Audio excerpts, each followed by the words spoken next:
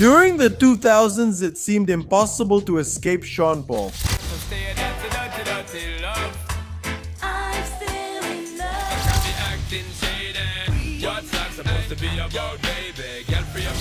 The city and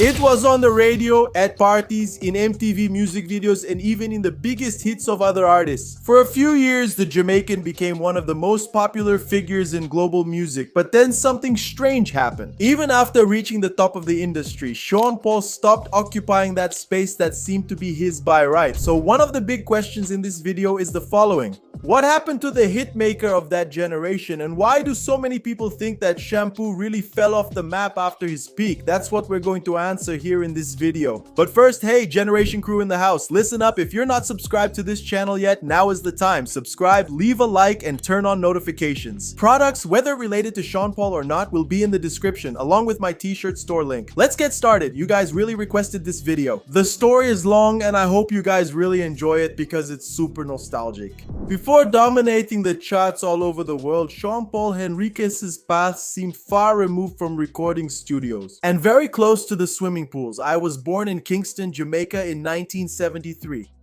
Man, the guy's life was all about sports, not music. Son of a renowned painter in Jamaica, his family tree is a real cultural mix with ancestors who immigrated from Portugal, Africa, and China. But if there was one tradition that this whole family had followed for generations, it was definitely swimming. Sean Paul's parents were champion swimmers. And Sean Paul's grandfather was a water polo champion in the 1950s. Did you know that? Following in his family's footsteps, young Sean Paul continued the legacy of elite swimmers and became a sports legend in his country. He played for the Jamaican national water polo team from the age of 13 to 21, and here's an ironic twist of fate. In 1992, Sean Paul and the Jamaican team fiercely competed for the title against the Brazilian national team, and Sean Paul was even a standout in that match. Foi inclusive destaque aí nessa parte. He also trained a lot, right? He used to swim about 5,000 meters a day and never let the ball drop. But while he was trying not to sink in the pools, another force was coming at him in full force, and that was music. But actually, honestly, man, dancehall, which is a very famous rhythm in Jamaica, was already running through Sean Paul's veins even before when he was still a swimmer. In the 80s and 90s, Jamaica was experiencing the explosion of dancehall, a genre that was born from reggae but was much faster, much more digital, and made for the dance floors. Besides being focused on rhythms, which are those repetitive and hypnotizing instrumental beats. So still a teenager from Kingston, Sean Paul was fascinated listening to legends like Shabba Ranks, Shabarax, Supercat, and Major Worries. As a teenager, he secretly made rhymes and beats on the keyboard he got as a child, hiding it from his mother. But it never even crossed his mind to become a music star because he had a big obstacle in his way, which was his own appearance. That's because he already knew that if he really wanted to embrace dancehall, he would face some resistance. Right? Because the rhythm is originally from the Jamaican ghetto, from black people, and dancehall had a strong cultural connection to rhythms from the African continent. And Sean Paul was completely the opposite of that. He was a light-skinned guy and he didn't come from a poor family. On the contrary, his family had a little bit of money. And then, when he started professionally in music, a lot of people in his country started criticizing him, saying he was a playboy, a rich kid trying to force his way in and ride the hype of a genre that was really popular. But he didn't give up, so at 21 years old, he really quit water polo and dove headfirst into music. He definitely hung up his swim trunks and started going to sound systems, which are the traditional street parties in Jamaica, and of course, as a good singer, he started knocking on studio doors to see if there were any recording opportunities. Then in 1996, he got a chance at producer Jeremy Harden's studio. The first time the producer heard Shampoo singing, he said, "Man, who is this crazy guy with the raspy voice that's catching my attention?" Little did they know that in one of those sessions, the single Baby Girl would come out. This track was Shampoo's first hit on Jamaican radio, and this song is still played there to this day.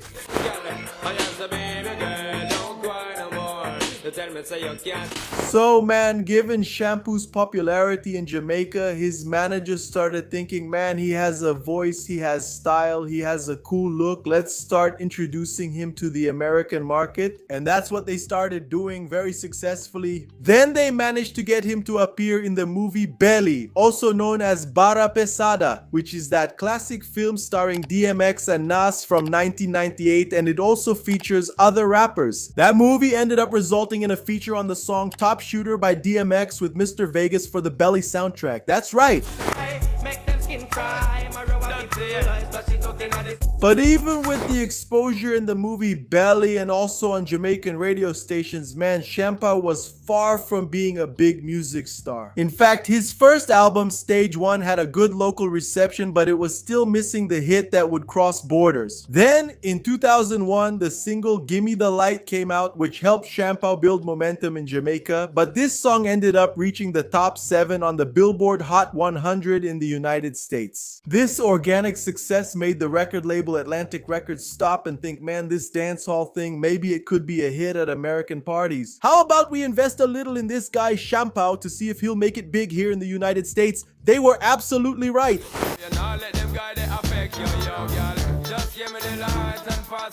And the passport for the rhythm that Sean Paul sang to cross borders had a first and last name. The album Dutch Rock, which came out at the end of 2002. Ladies and gentlemen, get ready, because what happened here, besides being highly nostalgic, is a milestone in the culture of rap, hip-hop, and reggae. And I'll say more in global pop culture, so fasten your seatbelts. The first single, right, Gimme the Light, was already a hit, like I told you. But man, just like it was re-released on the album was already anticipated, but what nobody really expected was how the second single blew up. Yes, I'm talking about Get Busy. Busy went to #1 on the Billboard Hot 100, so stop and think with me. Man, the guy was singing in English with a really heavy accent, which is also known as patois, right, over there in Jamaica. He was like going head to head with the biggest names in rap, hip hop, and pop from the early 2000s, man. What Sean Paul did was something historic. The third single, Like Glue, was a song that helped pave the way for Sean Paul and the dancehall rhythm in the American market, and it worked. And it was strategic because that track in 2003 stuck in a lot of people's heads like glue. Well, I don't really care what people say. I don't really watch what them. But on November 6, 2006, man, I think I remember exactly what I was doing that day, bro. I was at school in the 6th grade. Anyway, that day would mark the day that Sean Paul would end the era of this Dutch rock album, but he was going to end it with a single that, well, what I'm about to say might sound a little strange, but you'll understand the context of the story. Let's go. That was the day he released the song I'm Still in Love, which is a collaboration between him and Sasha. Yeah.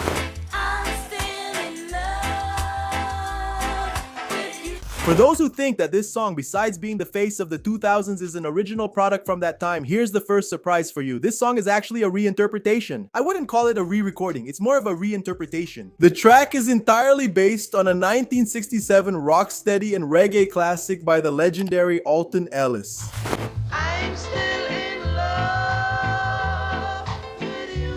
Sean Paul and the producers Stelly and Clive used the foundation of that 50-year-old song, gave it a modern dancehall style, and created a perfect duet like a cat and mouse, right? Between Sean Paul and Sasha. But the reception of this single was rather intriguing. In the United States, the song was considered almost a flop, right? Almost a commercial failure, reaching a disappointing top 14 on the Billboard Hot 100. And for the American market, which at that time was hooked on more aggressive hip-hop beats, that track with its slow and even romantic cadence didn't catch on at all, which I can't say happened with the rest of the world. The song crossed many borders and was a hit everywhere it played, including here in Brazil. Ziu Ziu. Ladies and gentlemen, whether you remember or not, whether you were born or not, you should know that I'm Still in Love with You Boy took Brazil by storm. Man, this song, you know, it played on every corner. If your friends liked funk, they obviously liked I'm Still in Love with You. Man, if your friends liked rock, they definitely knew the chorus of this song. If your friends were churchgoers just like me, man, they definitely knew what Champola and Sasha were. This track was a craze on Brazilian radio between 2004 and 2005, and man, this song really crossed over. It was present at reggae parties in Maranhão, at funk dances here in Rio de Janeiro, on every Black Total and Black Charm DVD, basically any DVD you bought from street vendors. This song, I'm Still in Love, man, was everywhere. The music video is also legendary and really interesting. It's still referenced today and it's directed by Director X. It used to play on a loop on MTV and Multishow. The dance, choreography, and sensuality all really resonated with the Brazilian audience back then. So man, Sean Paul was such a hit here that not even Billboard could measure it, you know? They would never understand this track, how it became a phenomenon here in Brazil. People from African countries, comment below how the reception of I'm Still in Love with You was in your country. After making a name for himself in the music industry with Dutty Rock, Sean Paul practically became a worldwide phenomenon. The guy was everywhere, at every award show, and he also kind of had the Midas touch on other people's songs. In other words, in the 2000s, if you needed a hit to play on the dance floors for sure, you just had to get on WhatsApp. No, wait, WhatsApp didn't exist back then, right? You just had to grab your pager and send a message to Sean Paul and he would answer and he'd create a classic with you. I think, man, that the most iconic example of this happened back in 2003, right? Because that was the year Beyonce started her solo career, you know? Let's add a little context real quick. That year, after Michelle Williams released her solo album and after Kelly Rowland had a lot of success with Dilemma with Nelly, Beyonce also needed her own space. So outside of Destiny's Child, and then she released her first single, which was the song Crazy in Love. I don't even need to say it, it was a worldwide hit, and then she went on to release her first album called Dangerously in Love. And on that album, she needed a second single that was as strong as Crazy in Love and if possible could reach the top of the Billboard Hot 100. So what did she do? She invited Sean Paul and he featured on the song Baby Boy.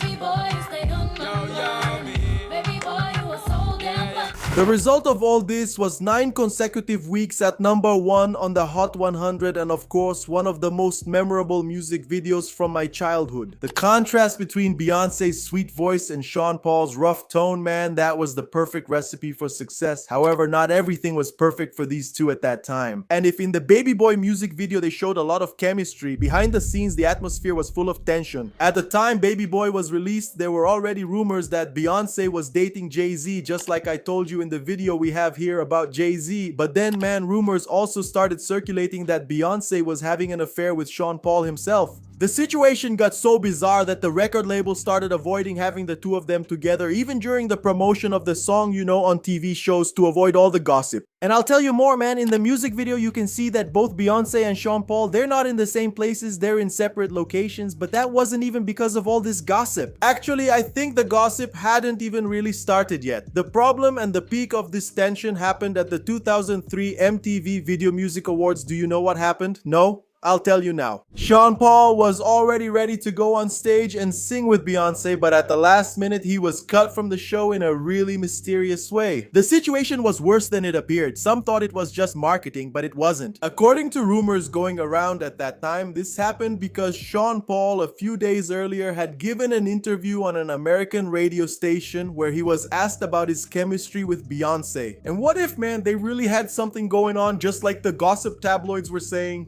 But instead of dodging the question or denying it right away, Sean Paul tried to be clever. I think he was trying to do some marketing here, but I don't think it worked out very well. He said something like this, paraphrasing for you, "Man, I really wish those rumors were true because Beyonce, man, she's amazing." Then, according to comments from that time, Beyonce herself thought that was highly disrespectful and cut ties with Sean Paul. Then, years later, Sean Paul confirmed that this was actually true and that they barely even talked anymore after all those years and after having such a big hit together. But this fact didn't even come close to canceling Sean Paul and his list of collaborations, right? At that time, he even had another big hit, which was the song Breathe with Blue Cantrell. That song actually did pretty well in the United States, right? Especially after Blue Cantrell was already coming off the success of Hit 'Em Up Style. But man, in the rest of the world, it was legendary. I'm including Brazil here. We Need to Let It. So what's that supposed to be about, baby? Get real. All that hype from the Dutty rock era brought Sean Paul some good results, like for example he won the Grammy for Best Reggae Album in 2004 and also collected awards at the American Music Awards and the Billboard Music Awards. And if the industry thought Sean Paul would be a one-album wonder, meaning the guy who would only have one successful album, the critics had to shut up in 2005 because he came back with another hit, which was the release of his third project, the album The Trinity. The album was a real hit machine and it was entirely recorded in Jamaica. This was so Sean Paul could stay true to his dancehall roots and his original style, and it was also produced over the course of 3 years. That's what Sean Paul said years later in interviews. The first impact came with the song We Be Burning, which set the dance floors on fire. And of course it made the Hot 100's top 6.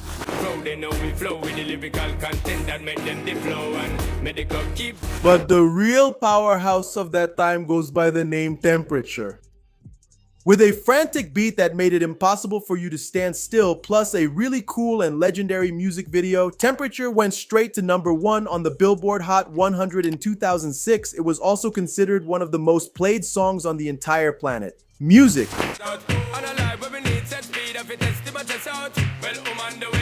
I remember this music video was always on multi-show, but even though Temperature was a big hit, it was never my favorite Shampoo song. But my favorite is actually from this album, and it was the third single from this era, which is the song Never Gonna Be the Same. This song played a lot here in Brazil. It was even relatively successful here, and it talks about the pain of losing a friend and having to deal with it, as well as managing memories and recollections. I don't even like to talk about this song, man, because it makes me shed manly sweat that comes out of my eyes sometimes, so let's move on to the next one.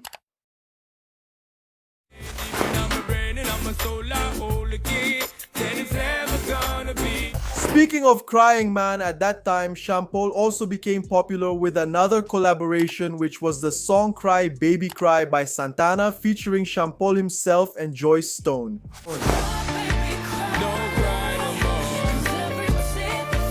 Just to leave something noted here, I know people are going to mention it in the comments, Sean Paul, that name, right? For some people who aren't really into music, they'll recognize it because of the game Def Jam Fight for New York, since Sean Paul was a character who was part of Snoop Dogg's team, you know? And if you remember, man. This is just for those who are real old school PlayStation fans. But if you followed music and Sean Paul musically speaking, you'll start to notice that it's around here that he starts to disappear, at least from the charts. But actually, man, that's not really how things happened.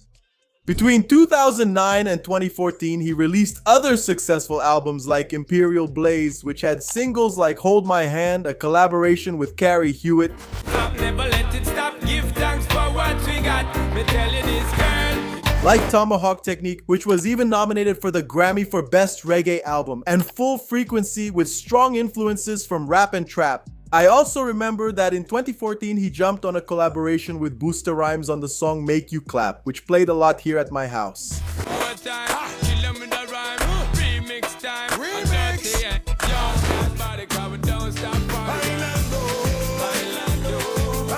So you must be wondering, okay, Gerson Saldanha, if he didn't disappear, if his name was always involved in music, then why after his peak around 2006 did I never hear about Sean Paul again? Well, I think the first reason has to do with the drastic changes in the music industry that happened starting in 2009. That's because, as you probably know, I mentioned this in several videos here, at that time, street hip-hop and smooth R&B lost a lot of space on American and global radio to EDM and electropop. Many in the industry adopted this style, which I already discussed in the Black Eyed Peas video. Suddenly, any music that didn't have an electronic beat would be left out of the charts, left out of festivals, and as a result, the artist would disappear. Besides, the big names in collaborations at that time were Will.i.am, who blew up with I Got a Feeling and the END album, David Guetta, who was getting really strong, and of course, Lady Gaga, who brought this thing to pop. So, where would Sean Paul fit in? Nowhere, man, because he was a staunch defender of pure dancehall, which means he would hardly mix the rhythm that made him famous with electronic pop. And this is where the reason for his disappearance comes in, man. You didn't hear about him because he refused to quote-unquote sell out to the industry. Behind the scenes, the big executives started pressuring Sean Paul to make that kind of music, and the guy said no. Besides, the Suits also pressured Sean Paul to clean up his accent, since now he was a global superstar superstar, so his music would be more palatable to the white American audience. And then,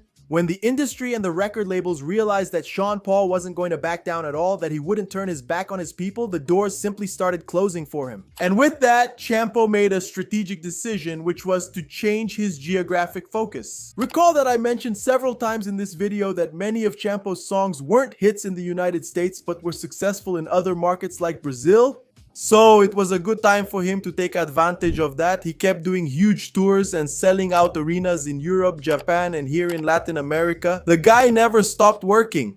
He just chose to be a king in the rest of the world and not a pawn anymore in the New York and Los Angeles music industry. And Zampo's featured artist magic never lost its aura. On the contrary, it kept going even stronger. And maybe in the 2010s you heard Zampo's special touch in other artists' music several times and didn't even notice. And speaking of the guy's special touch, well, dancehall, right? It kind of had another name, but it was still dancehall, right? In the 2010s, under the name Tropical Pop, where several artists took advantage of this wave to release songs. Drake himself, right, with his album Views, which has several songs like that. Justin Bieber as well. I've already mentioned in the video where I talk about how Virar Negão helped Justin Bieber reinvent his career. And other hits as well, right, that reached #1, like for example the song Charlie, which is by The Man, but with all that, the voice of the Champo wasn't forgotten. And in 2016, Sia, who was at her peak, invited Champo to collaborate on her track Cheap Thrills. Another #1 for Champo on the Billboard Hot 100, ending a drought of more than 10 years since his last #1 on the Hot 100. Baby, I don't need dollar bills to have fun tonight. Soon after, he joined the British group Clean Bandit and singer Anne Marie to release the hit Rockabye.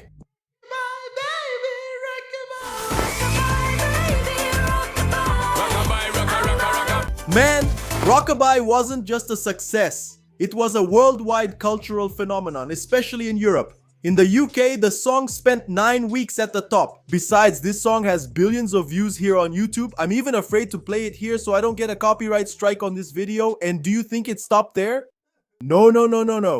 He was kind of predicting the future of pop music by teaming up with Dua Lipa, who was still at the beginning of her career, on the song No Lie, which was released back then. But maybe you've heard it in some TikTok trend recently. That catchy pop song dominated the UK charts. And today it has accumulated around 1 billion streams.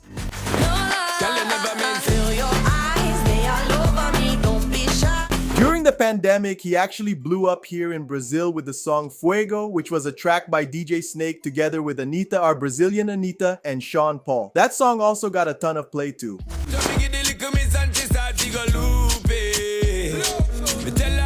And last week, man, he released a song called Camisa 10 featuring the unlikely and pretty random Ronaldinho Gaucho. Lede!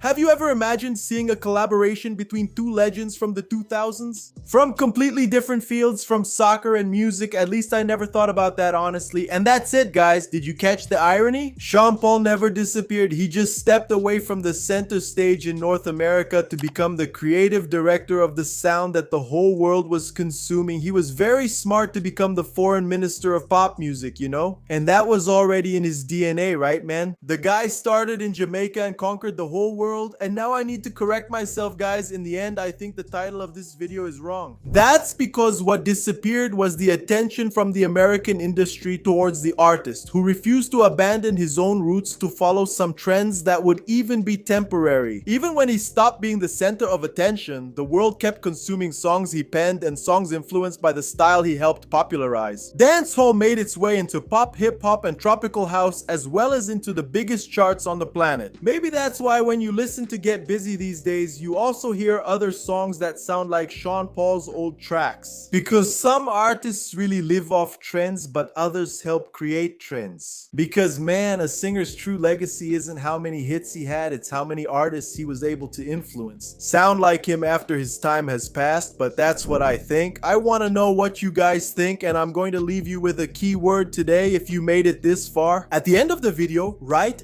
dancehall and then comment whatever you want. That way everyone who comes in will know you made it to the end of this video. We're in this together, guys. I'm wrapping up here, and as always, much love to Gerson, and see you in our next video.